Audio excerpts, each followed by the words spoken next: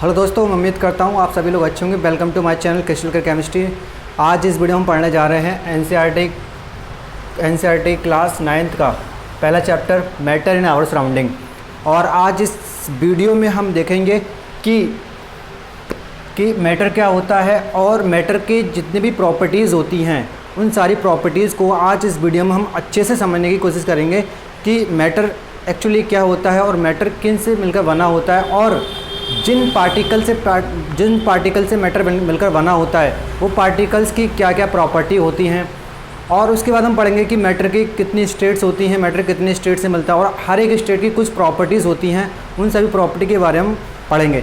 चलिए तो हम पहले बात करते हैं कि मैटर क्या होता है। दोस्तों, अगर आप मैटर को अगर डिफ़ाइन करने की कोशिश करें तो आप मैटर को आपने सुना है, आपने पढ़ा भी होगा, कई लोगों से सुना भी होगा, आपने स्कूल में पढ़ा होगा कि मैटर को हम ऐसे डिफ़ाइन करते हैं कि कोई भी चीज़ जिसके मतलब कि हम अपने आसपास जितनी भी चीज़ें देख रहे हैं, डिफरेंट शेप, साइज़, टेक्सचर, वो सभी चीज़ें जो हम अपने आसपास देख रहे हैं, यानी कि हमारा पूरा ब्रह्मांड या हमारा पूरा यूनिवर्स, जो कुछ भी हम अपने आसपास देख रहे हैं और जहाँ तक हमारी निगाहें जाती हैं वो सब आपका मैटर है। तो हमारा पूरी कायनात या हमारी पूरी दुनिया दो चीज़ से मिलकर बनी है, एक है मैटर और दूसरा है एनर्जी। तो अब इस वीडियो में या इस चैप्टर में हम क्या पढ़ेंगे, सिर्फ मैटर के बारे में पढ़ेंगे। तो मैटर एक्चुअली है क्या है सब? तो मैटर मतलब कि हम आसपास जो कुछ भी हम देख रहे हैं, एवरीथिंग जो हम अपने आसपास देख रहे हैं, जिनका अलग अलग साइज़ है, डिफरेंट साइज़, शेप और टेक्सचर की हम बहुत सारी चीज़ें अपने आसपास देख रहे हैं, ये सभी चीज़ें आपकी मैटर हैं। और ये चीज़ें आपकी किसी न किसी मटेरियल से मिलकर बनी होती हैं और जिस मटेरियल से मिलकर ये बनी होती हैं उसी मटेरियल को हम लोगों ने मैटर नाम दिया है और हम उसी को ही मैटर बोलते हैं। तो जैसे कि दोस्तों आप देखते हैं अपने आसपास, आपको अपने आसपास क्या क्या देखने को मिल सकता है। आपको चेयर मिल सकती है, आपको पेन, आपके पास किताब हो सकती है, आपके पास बुक हो सकती है, आपके पास फ़ैन हो सकता है। आप अपने आसपास बहुत सारी चीज़ें देख रहे हैं। ये सभी चीज़ें जो अपने आसपास आप देख रहे हैं, ये सारी चीज़ें आपकी मैटर हैं। और इन सभी चीज़ों को बनाने वाली जो मटेरियल होते हैं उसको साइंटिस्ट लोगों ने मैटर नाम दिया था और ये सभी चीज़ें आपकी मैटर कहलाती हैं। तो दोस्तों, मैं उम्मीद करता हूँ कि आपको ये मैटर समझ में आ रहा होगा और एक अच्छे से इसको डेफिनेट समझने की कोशिश करते हैं। जैसे कि यहाँ पर हमने एग्जांपल लिखे हैं कुछ मैटर के, water, air, chair, air, stars, animals, plants. मतलब कि हमारी दुनिया में, मतलब कि पूरे यूनिवर्स या पूरे ब्रह्मांड या पूरे कायनात में जो कुछ भी हम देख रहे हैं वो सभी चीज़ें आपकी मैटर हैं। और मैटर को डिफ़ाइन करने के लिए हमारे पास एक डेफिनेशन होती है। तो अगर आप इन सभी चीज़ों को अगर आप ध्यान से देखें, अगर आप इन चीज़ों को बहुत ज़्यादा गौर से देखेंगे तो आप पाएंगे कि ये सभी चीज़ें, इन सभी चीज़ों में दो चीज़ बहुत ज़्यादा कॉमन है। दो चीज़ क्या कॉमन है? आप देखेंगे कि ये सभी चीज़ें जो आप अपने आसपास देख रहे हैं, ये सभी चीज़ें इन सभी चीज़ों के पास अपना मास है और सभी चीज़ें आप जगह घेर रही हैं। जैसे कि अगर मैं आपको एग्जांपल दूं, जैसे कि आपको बता रहा था कि आप सपोज डैट आप इसको देखिए, ये डस्टर है। तो आप इस डस्टर को ध्यान से देखिए कि डस्टर, देखो इस डस्टर का मास भी है और इस डस्टर जगह भी घेर रहा है। अगर डस्टर यहाँ पर है तो ये डस्टर क्या कर रहा है कि इसका अपना एक वॉल्यूम भी है और वॉल्यूम होने की वजह से ये जगह भी घेर रहा है और इसका अपना एक मास भी है। तो इसके पास दो फीचर्स हैं, यानी इसके पास दो चीज़ हैं, एक तो मास और एक है वॉल्यूम।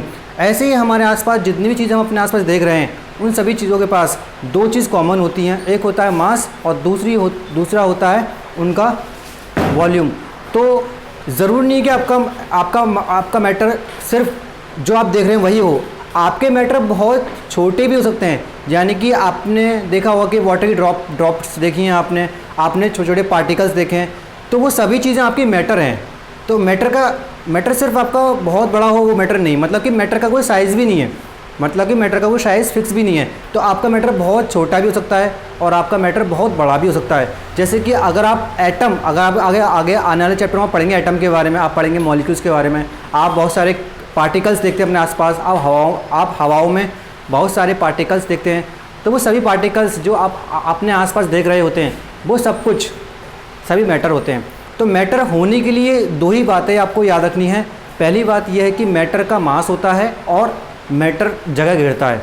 तो कोई भी चीज़ जिसका अपना मास हो और जो जगह घेरती हो उसे हम मैटर कहते हैं। तो दोस्तों देखिए, यहाँ पर मैंने आपको डेफिनेशन लिखवाई है कि anything which has mass and occupy the volume is called matter. तो ये आपकी मैटर की डेफिनेशन है। तो दोस्तों हम पहले मैटर को समझ गए हैं कि मैटर क्या होता है। अब हम देखते हैं कि मैटर को डिफ़ाइन करने के लिए और भी साइंटिस्ट लोग या और भी लोग आए थे जिन्होंने मैटर को समझाने की कोशिश करी, जिन्होंने मैटर को समझाने के लिए कुछ फ़िलॉसफी दी। तो जैसे कि हमारे भारतीय कुछ फ़िलोसोफर थे जिन्होंने पहली बार मैटर को 5 बेसिक एलिमेंट में क्लासिफाई किया था। मतलब कि हमारे भारत के कुछ ऐसे फ़िलोसोफर थे जिन्होंने मैटर को या पूरी दुनिया को, मतलब कि ये कहा था कि पूरी दुनिया या पूरा यूनिवर्स या पूरा ब्रह्मांड 5 बेसिक तत्वों से मिलकर बना है या 5 बेसिक एलिमेंट से मिलकर बना है, और उन्हीं को उन्होंने पंचतंत्र कहा। और वो 5 एलिमेंट क्या क्या थे जो उन्होंने बताए थे, उनके हिसाब से 5 एलिमेंट, पहला था एयर हवा, दूसरा अर्थ मिट्टी, तीसरा फायर आग, चौथा स्काई आसमान, और 5वां था पानी। तो ये 5 चीज़ें। तो हमारे भारत के जो पहले के फ़िलोसोफर थे वो लोग ये मानते थे कि दुनिया या पूरी कायनात ये 5 चीज़ों से मिलकर बनी हुई है, और वो 5 चीज़ें मैं आपको बता चुका हूँ क्या क्या हैं। तो उनके हिसाब से दुनिया की हर एक चीज़, चाहे वो जानदार हो चाहे बेजानदार हो, वो सभी चीज़ें जो हम अपने आसपास देख रहे हैं, वो सभी चीज़ें आपकी 5 बेसिक एलिमेंट से मिलकर बनी हैं। और वो बेसिक एलिमेंट आपके पहला है air, earth, water, sky and fire. ये 5 चीज़ों से आपकी पूरी दुनिया बनी हुई है, पूरा ब्रह्मांड बना हुआ है। तो ये हमारे भारत के फ़िलोसोफर मानते थे। और इसके अलावा कुछ फ़िलोसोफर आपके ग्रीक में भी थे जो मानते थे कि दुनिया आपकी, मतलब वो जो मानते थे वो बिल्कुल सेम कंक्लूजन में पहुँचे। मतलब कि उनका जो मानना था वो भी यही बात कह रहे थे जो हमारे भारतीय लोग कह रहे थे। तो दोनों का कहना सेम ही था कि हमारे जो आसपास जितनी भी चीज़ हैं वो आपकी 5 बेसिक एलिमेंट से मिलकर बनी होती हैं। और वो बेसिक एलिमेंट आपके वाटर, एयर, फायर, स्काई और अर्थ, ये 5 तत्व होते हैं। अब दोस्तों अब हम इस चैप्टर में, अब जो आपका चैप्टर है मैटर इन आवर सराउंडिंग, इस चैप्टर में हम क्या पढ़ेंगे? तो दोस्तों इस चैप्टर में हम पढ़ेंगे कि मैटर जो हमारे आसपास होता है उसको हम दो बेसिस पर हम क्लासिफाई करते हैं। एक बेसिस है कि हम उसकी फिजिकल प्रॉपर्टीज़ के बेस पर क्लासिफाई करते हैं मैटर को, और दूसरा बेसिस है उसके केमिकल नेचर पर। तो इस वीडियो में या इस चैप्टर में हम क्या पढ़ेंगे? मैटर का फिजिकल बेसिस पर क्लासिफिकेशन, कि हमने मैटर को फिजिकल बेसिस पर कैसे क्लासिफाई किया है। तो इस वीडियो में आप इसके बारे में पढ़ेंगे। तो हमारे पास मैटर को क्लासिफाई करने के 2 तरीके हैं, एक तो केमिकल बेस पर करते हैं, एक है हमारा फिजिकल बेस पर।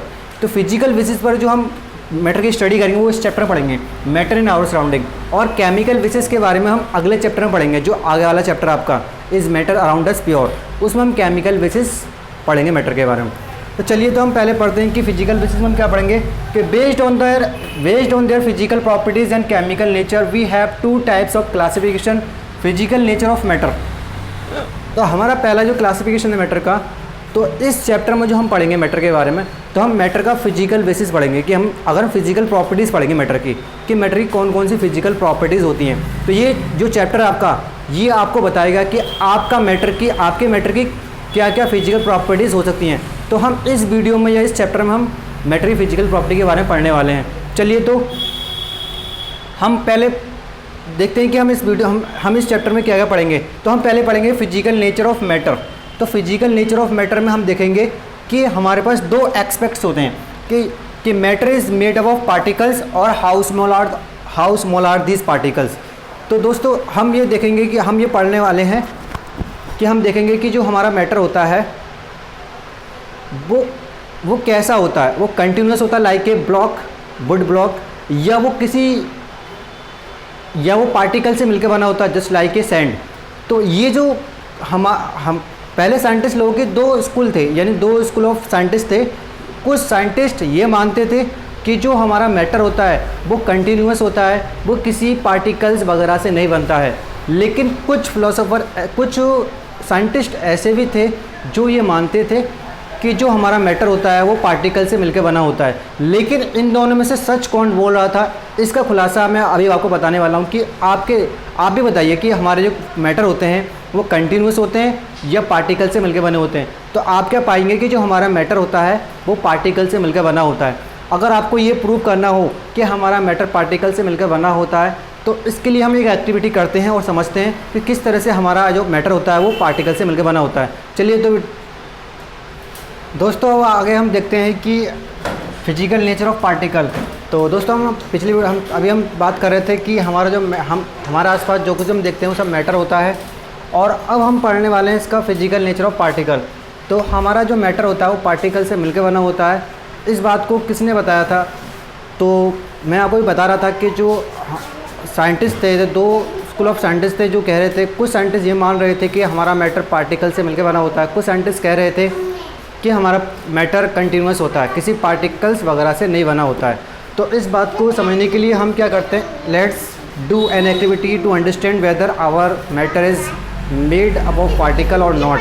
तो चलिए हम एक एक्टिविटी करते हैं, उसे समझने की कोशिश करते हैं कि हमारा मैटर पार्टिकल से मिलकर बना होता है या नहीं। तो देखिए दोस्तों, हम क्या करते हैं कि हमने पहले एम्प्टी बीकर लिया। उस एम्प्टी बीकर में पहले हमने 100 ml ऑफ वाटर लिया। तो यहाँ मैंने लिखना भूल गया हूँ मैं, तो मैंने क्या किया, 100 ml ऑफ वाटर लिया। तो पहले मैंने एक एम्प्टी बीकर लिया, उस एम्प्टी बीकर में हमने 100 ml ऑफ वाटर को ऐड किया। उसके बाद हम उस वाटर को भरने के बाद उस वाटर का हमने लेवल मार्क कर दिया।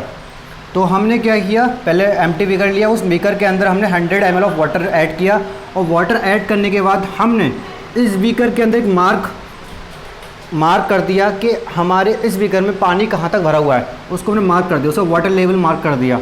और उसके बाद हमने क्या किया, इसी बीकर के अंदर हमने सॉल्ट या शुगर हमने ऐड किया।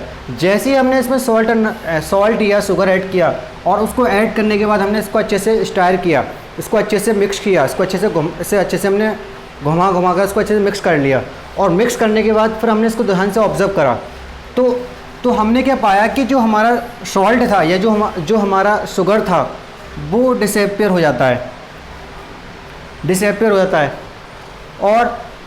और यहाँ पर हम क्या देखते हैं कि यहाँ पर हमारे सामने कुछ सवाल आते हैं कि पहला सवाल ये आता है कि जो सॉल्ट हमने इस वाटर में ऐड किया था वो सॉल्ट आपका कहाँ गया, मतलब सॉल्ट के साथ क्या हुआ। वो सॉल्ट तो आपका डिसअपियर हो गया, वो सॉल्ट तो हमें इस वाटर के अंदर हमें दिखाई नहीं दे रहा है, तो वो सॉल्ट कहाँ गया, वो सॉल्ट के साथ क्या हुआ। तो पहला सवाल ये है। दूसरा सवाल ये आता है कि अगर इसके साथ हुआ क्या और ये कहाँ गया, मतलब सॉल्ट हमने जो मिक्स किया था वो सॉल्ट कहाँ गया, इसका जवाब हम ढूंढेंगे। और फिर ये जो वाटर का लेवल है, क्या वाटर के लेवल में कोई बदलाव हुआ। अगर दोस्तों अगर आप इस डायग्राम को अगर ध्यान से देखें तो आप देख रहे हैं कि यहाँ पर जो वाटर का लेवल है, पहले जो वाटर का लेवल था और जो फाइनल जो वाटर का लेवल था वो सेम है, यानी कि वाटर के लेवल में कोई बदलाव नहीं हुआ है, कोई चेंज नहीं हुआ है। इसका मतलब ये है कि वाटर के पार्टिकल्स ने शुगर के पार्टिकल्स को अपने अंदर संभाल लिया होगा। यानी कि ऐसा ये तभी हो सकता है कि जब जो वाटर के मॉलिक्यूल्स होंगे, वाटर के पार्टिकल्स होंगे, उनके बीच में स्पेस हो।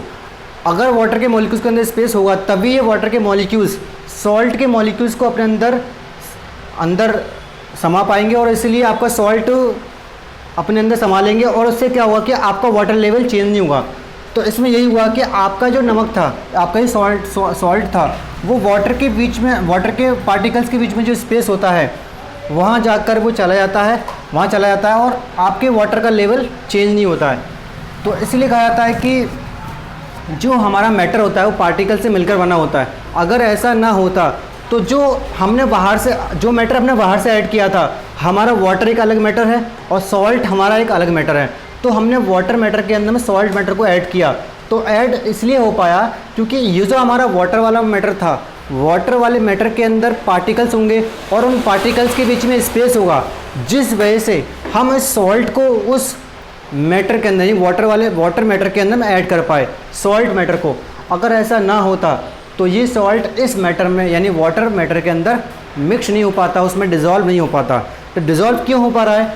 डिज़ोल्व इसलिए हो पा रहा है दोस्तों क्योंकि जो हमारा वाटर है, वाटर पार्टिकल से मिलकर बना होगा। अगर ये पार्टिकल से मिलकर बना होगा तो इनके पार्टिकल्स के बीच में स्पेस भी ज़रूर होगा, और इसी स्पेस में जाकर आपके सॉल्ट के पार्टिकल्स चले गए होंगे, और इसीलिए आपका सॉल्ट इसमें मिल गया यानी घुल गया।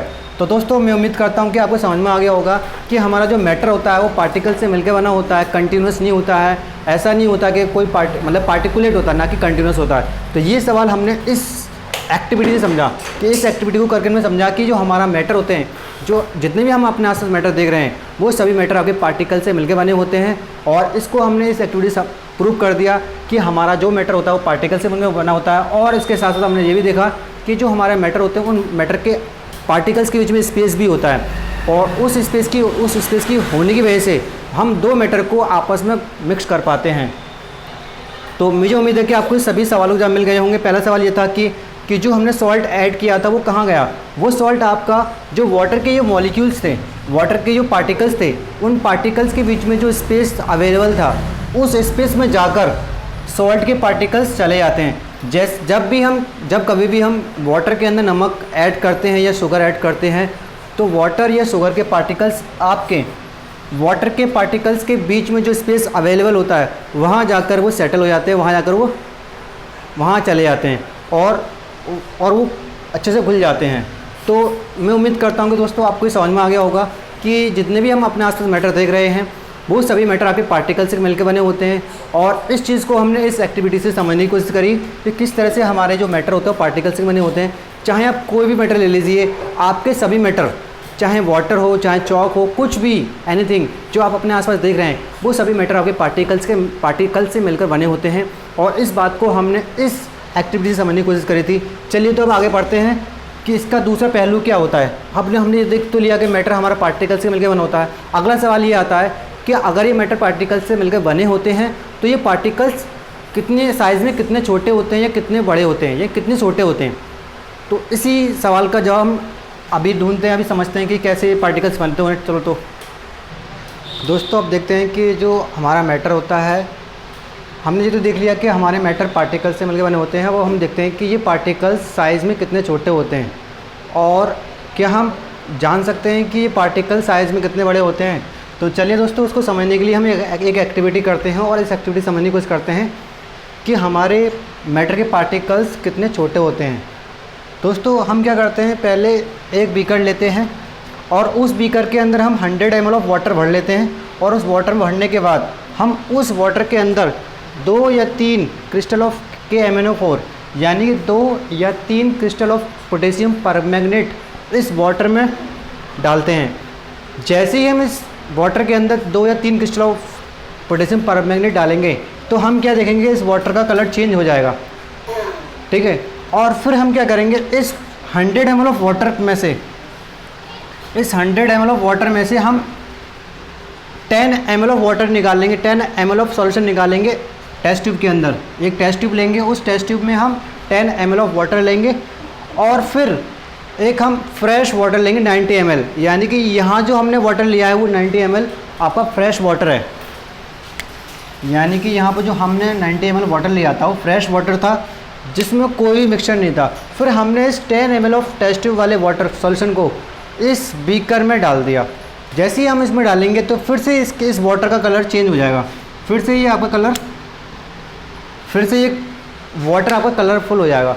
और फिर हमें क्या करना है, फिर से हमें इस वाटर से 10 ml ऑफ सॉल्यूशन निकालना है और फिर से हमें एक नया फ्रेश वाटर लेना है और उस फ्रेश वाटर के अंदर फिर से हम 10 ml ऑफ इस सॉल्यूशन को डालेंगे और फिर देखेंगे हमारा इस सॉल्यूशन का कलर फिर से ये वाटर आपका कलरफुल हो जाता है।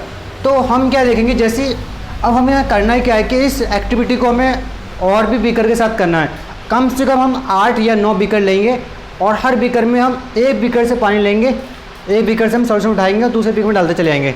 और ऐसा हम करते रहेंगे और तब तक करते रहेंगे जब तक कि हमारे वाटर का कलर बहुत ज़्यादा लाइट नहीं हो जाता, यानी बहुत कम कलरफुल नहीं हो जाता।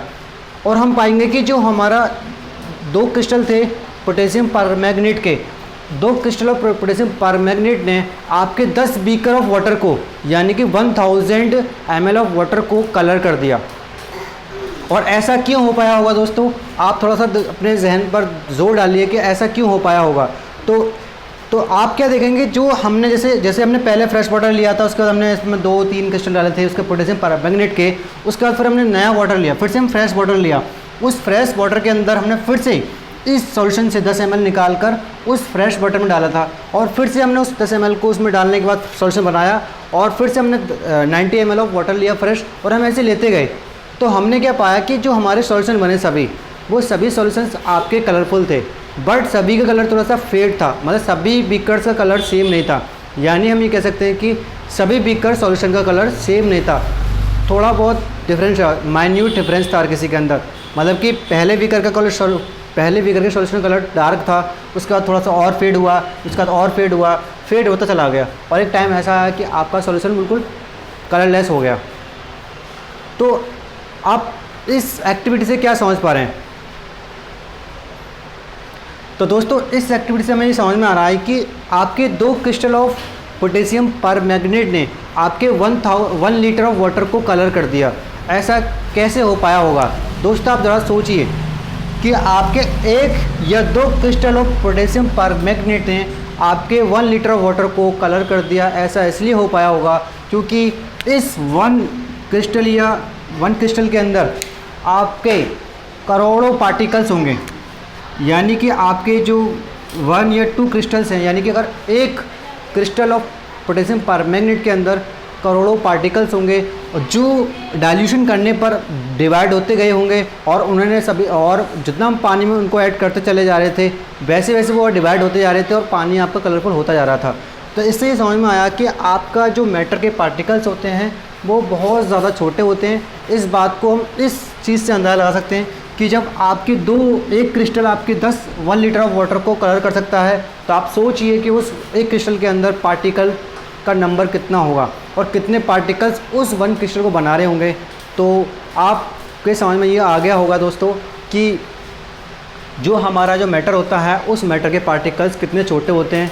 तो ये कहा जाता है कि जितने भी मैटर हम अपने आसपास देख रहे हैं, उन सभी मैटर के पार्टिकल्स बहुत ज़्यादा छोटे होते हैं, और इतने छोटे होते हैं कि जिनको हम सोच भी नहीं सकते, या हम उनके बारे में इमेजिनेशन भी नहीं कर सकते कि वो कितने छोटे होते हैं। तो ये इस बात से आपको समझ में आ गया होगा, इस एक्टिविटी से या इस एक्सपेरिमेंट से हमने समझा कि हमारे मैटर के पार्टिकल्स कितने छोटे होते हैं। और इसके अलावा हम एक और एक्टिविटी कर सकते हैं या एक और एक्सपेरिमेंट कर सकते हैं। अगर हम वाटर के अंदर हम डिटॉल को ऐड करेंगे, और जैसे जैसे हम डिटॉल को ऐड करते जाएंगे वाटर के अंदर, तो हम उसकी स्मेल से समझ लेंगे कि आपका जो डाइल्यूशन हो रहा है पानी का, वो स्मेल से हम पता कर लेंगे कि आपकी स्मेल धीरे धीरे कम होती जाएगी, और वो आपकी 1 या 2 ड्रॉप ऑफ डिटॉल क्या करेंगे, आपके बहुत सारे पानी को स्मेल प्रोवाइड करा सकती हैं। तो इससे ये समझ में आ रहा है हम लोगों को कि हमारा जो मैटर होता है वो पार्टिकल से मिलकर बना होता है, और पार्टिकल्स आपके बहुत ज़्यादा छोटे होते हैं, और इतने छोटे होते हैं कि इन्हें हम नेक्ड आई से देख नहीं सकते हैं, और प्लस ये एक छोटे से क्रिस्टल के अंदर हज़ारों करोड़ों नंबर में होते हैं। तो दोस्तों, मैं उम्मीद करता हूँ कि आपको ये समझ में आ गया होगा। तो ये आप याद रखना कि जितने जो आपको पढ़ा रहे थे कि हमने अब तक क्या देखा, हमने देखा कि मैटर क्या होता है, उसके बाद हमने देखा कि जो मैटर होता है वो आपके पार्टिकल से मिलकर बना होता है, और आपके मैटर के पार्टिकल्स आपका मैटर पार्टिकल से बना होता है, और आपके मैटर के पार्टिकल्स कितने छोटे होते हैं, उसके बाद हमने ये देखा। तो मैं उम्मीद करता हूँ दोस्तों कि आपको ये वीडियो अच्छा लगा होगा। अगर आपको ये वीडियो अच्छा लगा है तो प्लीज़ इस वीडियो को लाइक करें, शेयर करें, सब्सक्राइब करें, और अपने दोस्तों को सब्सक्राइब करें। Thank you.